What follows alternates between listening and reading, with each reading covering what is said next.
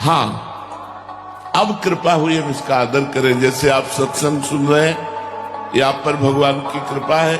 आचरण नियम ले, हम गलत आचरण नहीं करेंगे, हम शराब नहीं पिएंगे, हम मांस नहीं खाएंगे, हम गंदे आचरणों वाली बात न सुनेंगे, न देखेंगे, न बोलेंगे, न करेंगे।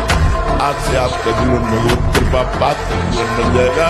इसमें प्रारब्ध का योग नहीं है। देव क्रीड़ानुदर्शन, ये सिद्धि जिसके हृदय में प्रकट होती है, जैसे अपने लोग टेलीविजन देखते ना, ऐसे वो जिस लोग के वो खेल देखना चाहे, क्रीड़ा के, विविध प्रकार के, विलासता के, वो सब देख सकता है। गंधर्व लोक में कैसी क्रीड़ा हो रही, देवलोक में कैसी क्रीड़ा हो रही। जिसे ब्रह्मचर्य रहना है, उसे शरीर को चिकना बनाना, श्रृंगार करना, यह सब छोड़ देना चाहिए। हे, अभी कुछ दिन बाद शरीर छूट जाएगा, फिर लकड़ी में जलेगा। भाई, मैं सत्य को साक्षी करके कहता हूं, ये संसार पीड़ा ही पीड़ा देने वाला है। तुम संतृप्त हो, त्रसित हो, भोगों से लुप्त हो, एक बात मान लो, केवल तुम नाम जप प्रारंभ कर दो, तुझे ऐसा आश्चर्य में बना दूंगा कि सब सर्वाश्चर्य में मानेंगे। मान लो धमकी किसी भी तरह की, नहीं डरना, नहीं डरना। कोई बाल बांका नहीं कर सकता। धर्म से चलने वाले का कोई बाल बांका नहीं कर सकता। प्रयास करेगा, लेकिन भगवान रक्षा, धर्मो रक्षति रक्षिता, ये सूत्र जो शास्त्र के हैं ना, ये गलत नहीं होते। पूरा जीवन भर इस काम होकर के बता रहे हैं, धर्म से चल। कोई नहीं, बहादुर बन दे, बहादुर बन, तू दिखा कि मैं तेरे से अच्छा हूँ, मुझे तेरी जरूरत नहीं। और जब दोस्त हंसे तो तुम भी हंस दो यार, पागलों के बीच में हंसने में क्या जाता है। वीर ही हृदय को पुष्ट तथा कर्तव्यशील बनाता है। वीर से ही सर्वांग में जीवनी शक्ति संचालित होती है। जो वीरवान है, ब्रह्मचर्यवान है, वो बड़ा तेजस्वी होगा, मतलब आंतरिक उसकी स्फूर्ति बहुत होगी। वीर से ही मस्तिष्क शांत और विचार शक्ति संपन्न रहता है। ओवर थिंकिंग, जो निगेटिव चिंतन है, ये काटता है। जो ब्रह्मचर्य है, वो गंभीरता और शांति प्रदान। बड़े बड़े वैज्ञानिकों का मत है कि सृष्टि के प्रत्येक पदार्थ में कोई न कोई सार तत्व अवश्य होता है। उसी तरह मनुष्य के शरीर का एक सर्वोच्च सार तत्व है वेद। इसके बिना वो एक क्षण भी सक्रिय नहीं रह सकता। कहने का सारांश है कि मनुष्य शरीर में वेद एक महाशक्ति है, जो इसका अधिक से अधिक संग्रह करता है, वो उन्नति करता है। ये मन बहुत नीच है, ये हमें हमारे प्रीतम से मिलने में रोकता है। पर ये संत जन कैसे कृपा व उत्साह भर देते। अरे तुम क्यों चिंता करते हो, बढ़ो आगे, प्रभु तुम्हें बुला रहे हैं, प्रभु तुम्हें हृदय से लगाने के लिए कब से व्याकुल है। तुम दौड़, प्रभु की गोद में बैठने के लिए दौड़। वो तो आप ऐसे बाह फैलाए, आज भी बिहारी जी, राधा वल्लभ देखो खड़े हैं, आओ, वो तो खड़े तुम्हारे स्वागत के लिए खड़े हैं। आप भावपूर्वक आत्मसमर्पण करो तो दिखाई देगा वो कितना प्यार कर रहे हैं। किसी भी देश में न पतिव्रता मिलेगी, न यति मिलेगा, ब्रह्मचर्य का कहीं नामो निशान नहीं मिलेगा। ये भारत देश में ही मिलेगा। यहाँ ब्रह्मचारी मिलेंगे, यहाँ सती मिलेंगे, यहाँ प्राणपण से धर्म का पालन करने वाले मिलेंगे। अब हमारे जो नई पीढ़ी है, वो आधुनिकता को स्वीकार कर रही है। गर्लफ्रेंड, बॉयफ्रेंड, कौन सा रिलेशन है, लिव इन रिलेशन, ये हमारे कहीं किसी भी धर्म ग्रंथ में लिखा हो तो आप बता दीजिए।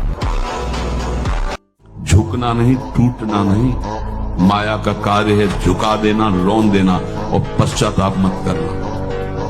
प्रायः कहा जाता है प्रायश्चित करो, पश्चाताप। हमारे पास समय नहीं है। राधा राधा राधा, सब हो गया, पश्चाताप बढ़ा गए। हमको उतना पुष्ट होना है कि आगे हम विजयश्री को प्राप्त करें। दिन है तो रात आएगी, रात है तो दिन आएगी, इस पर कोई हमें निराश नहीं होना है। अगर आप ब्रह्मचारी नहीं है तो ये मत करना। इसकी क्षमता केवल ब्रह्मचारी की है। इसे त्राटक क्रिया कहते हैं। इससे मन बहुत जल्दी वश में होता है, बहुत जल्दी। ये बिल्कुल इसका तो देखा है। और ऐसा एकाग्र पुरुष जो संकल्प करेगा वही हो जाए। है कि महाराज जी, हमारे देश में ब्रह्मचर्य जैसे विषय पर बचपन से ही माता पिता और हमारी शिक्षा प्रणाली खुलकर चर्चा क्यों नहीं कर पाती महाराज जी? वर्तमान में ये कैसे संभव हो पाता? बहुत कठिन है बच्चा। जब उसको चर्चा करो तो लोग उसे दूषित बात समझते हैं। जैसे कहा जाए अपने कि भाई आप लोग को एक अवसर मिला है। हमारे शास्त्र में जीवन को 4 भागों में बांट दिया गया। पहला ब्रह्मचर्य, दूसरा गृहस्थ, तीसरा वानप्रस्थ और चौथा संन्यास। जवानी जो है ये व्यतीत होनी चाहिए तपस्या में, जलने में व्यतीत होनी चाहिए, तो बुढ़ापा में वर्षा हो जाएगी। जलोगे तपोगे तो वर्षा हो जाएगी, और अगर पहले ही भीजे भोगों में पड़े रहोगे तो बुढ़ापा में सड़ोगे। हमें और जोश आना चाहिए। आप जीवन में कभी असफल नहीं होंगे। रात दिन पढ़ाई करो, ब्रह्मचर्य से रहो, भगवान का नाम जप करो, माता पिता की आराधना करो। कौन सी उन्नति जो तुम्हारे चरण न चूम ले। नियम से रहो, व्यायाम करो, भजन करो, सत्संग सुनो, सबको सुख पहुंचाने की भावना रख। अभी कमल जैसे खिले रहोगे। सच्ची बात कह रहे हैं। जिस समय दिव्य रूप हनुमान जी ने धारण किया तो हनुमान जी महाराज के ही भाई पवन पुत्र भीम कंपायमान थे, अभी पैदा ही हुए थे भीम, और गोद में लिए हुए माता कुंती चल रही थी। अचानक सिंह निकला, दहाड़ हुई तो गिर गए भीम। जिस चट्टान पे गिरे चकनाचूर हो गई चट्टान, और उस आवाज से भयभीत होकर भाग पड़ा सिंह। वो भीम कंपायमान होकर कह रहे थे, हे वायुपुत्र तुम अपने रूप का संवरण करो मेरी सामर्थ्य में। गला उतराना होगा तो वहीं खड़े मिलेंगे। तिरंगे के नीचे हैं, तिरंगे के बाहर नहीं है। देश की जब बात आएगी तो वहाँ ये चंदन तिलक दूसरे नंबर में, पहले हम खड़े मिलेंगे। क्योंकि इसी देश में रहकर हम भगवत अर्चना कर रहे हैं, इसी देश में रहकर हम भगवत आराधना कर रहे हैं। इसी देश की मिट्टी ने हमें वो दिया है जो हम कह नहीं सकते। अगर हमें ऐसी जगह जन्म होता जहाँ सांप पीछी खाए जाते हैं, कौन सा हो च्यू च्यू चाव बोलते रहते हैं। सच्ची कहते हैं तुमसे, सच्ची। हर कष्ट को तुम रौंद सकते हो, हर कष्ट को सह सकते हो। अगर अभी तुम निश्चय कर लो मैं मरा, अब तुमको कोई नहीं मार सकता। सब भयभीत हो जाएंगे तुमसे। केवल एक निश्चय कर लो, अब हमारी जिंदगी की कोई परवाह नहीं। अभी अभी तुम्हारा वो भयंकर रूप आ जाएगा कि जिस गली से निकलोगे लोग अंदर घुस जाएंगे। क्यों? आपने निर्भयता स्वीकार कर ली। नियम लो आज से, चाहे कुछ हो जाए अपने हाथ को कंट्रोल में रखना। चाहे कुछ भी हो जाए, चाहे जितना मन परेशान करे, जीत जाओगे अगर नियम ले लोगे। ले रहे हो नियम? कुछ भी हो जाए मैं क्रिया नहीं करूंगा। बस फिर तुम अगली बार आना, हमें बताना तुम्हें क्या परेशानी है। कभी भी व्यभिचारी की एक जैसी दिनचर्या बहुत काल तक नहीं हो सकती। 2-4 दिन प्रयास करेगा गिर जाएगा। ब्रह्मचर्य कभी भी दिनचर्या में फर्क नहीं पड़ने देगा, चाहे जैसी स्थिति हो। चाहे शरीर नहीं उठ पा रहा तो उसका चिंतन भागवती। वो अवहेलना जो तुम्हारी ममता तुम्हें हर कदम नीचे गिराएगी, कभी ऊंचे नहीं उठा सकती। और अगर गुरु की ममता, तो ममता का भी पोषण होता और समता का भी पोषण होता, और प्रियालाल की प्राप्ति में कोई बाधा पहुंचा दे ऐसा पैदा नहीं होता। तो हमारे अंदर जो आध्यात्मिक पावर वो अगर वो जग जाए तो तुम्हें कोई परास्त ही नहीं कर सकता, अर्थात ब्रह्मचर्य। अगर हम अपनी जीवनी शक्ति ब्रह्मचर्य पर ध्यान दें और नित्य जिस मार्ग में लगे हैं उसका अभ्यास करें, जैसे भजन का अभ्यास, वैसे आप खेल मार्ग में लगे ना, वो आपका भजन है। आप नित्य अभ्यास परायण तो आप ऊंचाई पर चढ़ते चले जाएंगे। अगर हम बचपन से भगवान में लगे तो हमें आनंद न मिलता और सब न होता तो माइक से कह देते जीवन बर्बाद मत करना। लेकिन हम हृदय से कह रहे हैं कि भगवान के शरण में अगर कहीं दुख हुआ तो मेरी गलती हुई है।